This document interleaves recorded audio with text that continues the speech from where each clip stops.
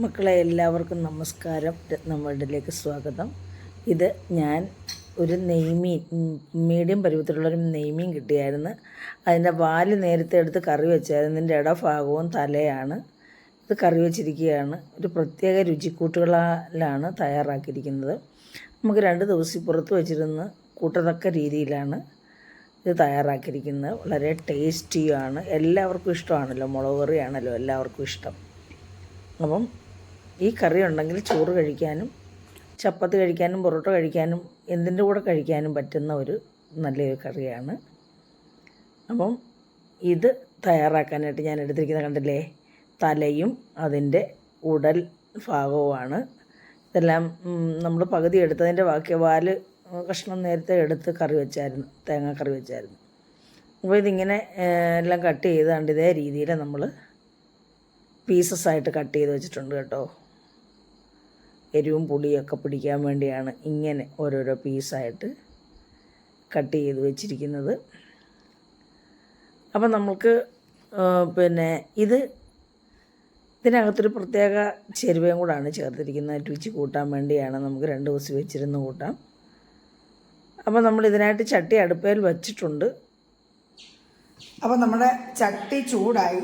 ഞാൻ 1 table spoon വെളിച്ചെണ്ണ ഒഴിച്ചു കൊടുക്കാം കേട്ടോ. നമുക്ക് കുറച്ച് മീനേ ഉള്ളതുകൊണ്ട് 1 ടേബിൾ സ്പൂൺ വെളിച്ചെണ്ണ മതി.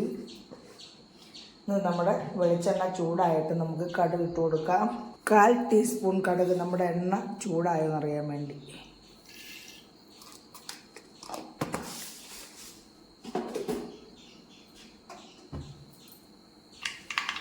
കടുക് പൊട്ടി. ഒരു 1/4 ടീസ്പൂൺ ഉലുവ, കാലും ഒരു ശകലം കൂടെ, കൂടുതലായാൽ ഉലുവ കഴിക്കും. അതുകൊണ്ട്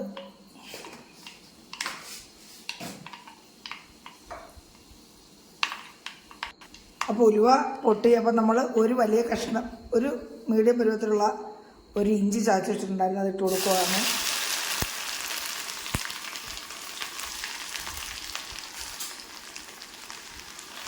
പിന്നെ ഒരു 5-6 അല്ലി വെളുത്തുള്ളി ചതച്ചത് അത് ഇട്ടു. പിന്നെ നമ്മൾ ഈ ചൊറിയ ഉള്ളി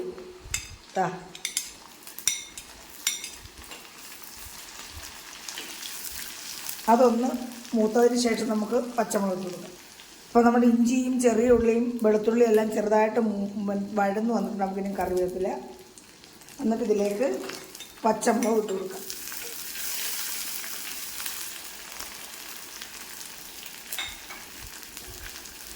ഇത് ഗ്യാസ് ഓഫ് ചെയ്തിട്ട് നമുക്ക് 1/4 ടേബിൾ സ്പൂൺ മുളക് പൊടി, കാശ്മീരിയാണ്, 1/2 ടീസ്പൂൺ മഞ്ഞൾപ്പൊടി അതിട്ട് കൊടുക്കാം. അപ്പോൾ ഗ്യാസ് ഓഫ് ചെയ്തിരിക്കുകയാണ്.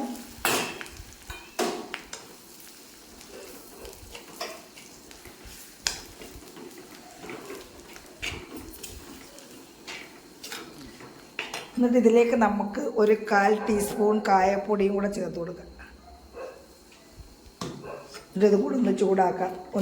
അതൊന്ന് മൂക്കണവേ.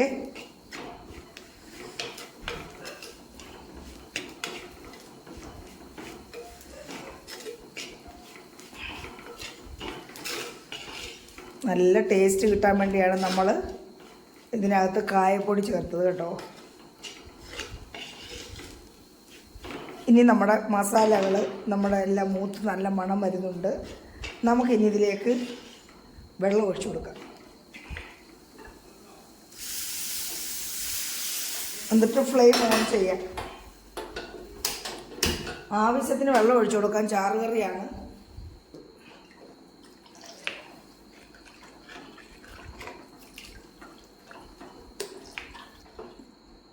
ഇനി നമുക്കിതിലേക്ക് തന്നെ പുളി എടുത്ത് വെച്ചിട്ടുണ്ട്. ആ പുളിയും വെള്ളം കൂടെ ഒഴിച്ചു കൊടുക്കുകയാണ്. നല്ല പുളിയുള്ള പുളിയാണ്. ഇത്രയും മതി. നമ്മൾ ആവശ്യത്തിന് ഉപ്പിട്ട് കൊടുക്കാം. 1/2 ടീസ്പൂൺ ഉപ്പ്, അത് മതി കേട്ടോ. അധികം ഇട്ടാൽ നമുക്ക് പിന്നെ ഉപ്പ് കൂടി ഒന്നും ചെയ്യാൻ പറ്റത്തില്ല. അപ്പം 1/2 ടീസ്പൂൺ. ഇനി ഇതിവിടെ തിളക്കട്ടെ. തിളച്ചിട്ട് നമുക്ക് മീൻ പറക്കിയിട്ട് കൊടുക്കാം. പിന്നെ തിളച്ച് മീനിടുന്ന കാണിക്കാൻ വിട്ടുപോയി, ക്യാമറ കട്ടായിപ്പോയി കേട്ടോ. അപ്പോൾ നമ്മൾ തിളച്ചതിന് ശേഷം മീനൊക്കെ പറക്കിയിട്ട് കൊടുത്തായിരുന്നു. നമ്മൾ കുറച്ച് വെള്ളം ഇതിനി അങ്ങ് വെന്ത് പറ്റണം, കുറുകി വരണം. അപ്പം ഇത് കറക്റ്റ് വെള്ളമാകും. എന്നിട്ട് വെന്ത് പറ്റി ഇതിൻ്റെ എണ്ണയെല്ലാം തെളിഞ്ഞു വരണം. അപ്പോൾ നല്ല ടേസ്റ്റായിട്ടുള്ളൊരു കറിയാണ് കേട്ടോ. ഒരിക്കലെങ്കിലും ഇങ്ങനെ ഒന്ന് വെച്ച് വെക്കണം. ഇതേ രീതിയിൽ അടച്ച് വെക്കണം.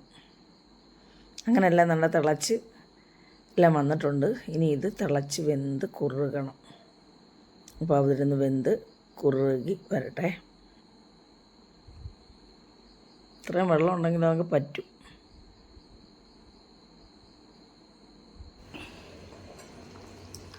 കണ്ടില്ലേ മക്കളെ, നമ്മുടെ മീൻകറി ഇതേ രീതിയിലെല്ലാം പറ്റി എണ്ണയൊക്കെ തെളിഞ്ഞിട്ടുണ്ട്.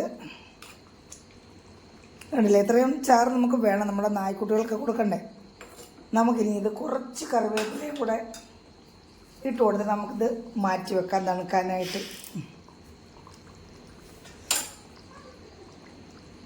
ഇറക്കി വെക്കാം. അപ്പം നമ്മുടെ കറി കണ്ടില്ലേ, എല്ലാവർക്കും ഇഷ്ടപ്പെടുകയാണെന്ന് വിശ്വസിക്കുന്നു മക്കളെ. ഇഷ്ടപ്പെട്ടിട്ടുണ്ടെങ്കിൽ വളരെ പെട്ടെന്ന് നമ്മൾ ചെയ്തെടുത്തു. ഇഷ്ടപ്പെട്ടിട്ടുണ്ടെങ്കിൽ എല്ലാവരും പഴയതുപോലെ സപ്പോർട്ടും കമൻറ്റും ലൈക്കും ഒക്കെ ചെയ്ത് സഹായിക്കുക കേട്ടോ. അപ്പോൾ അടുത്തൊരു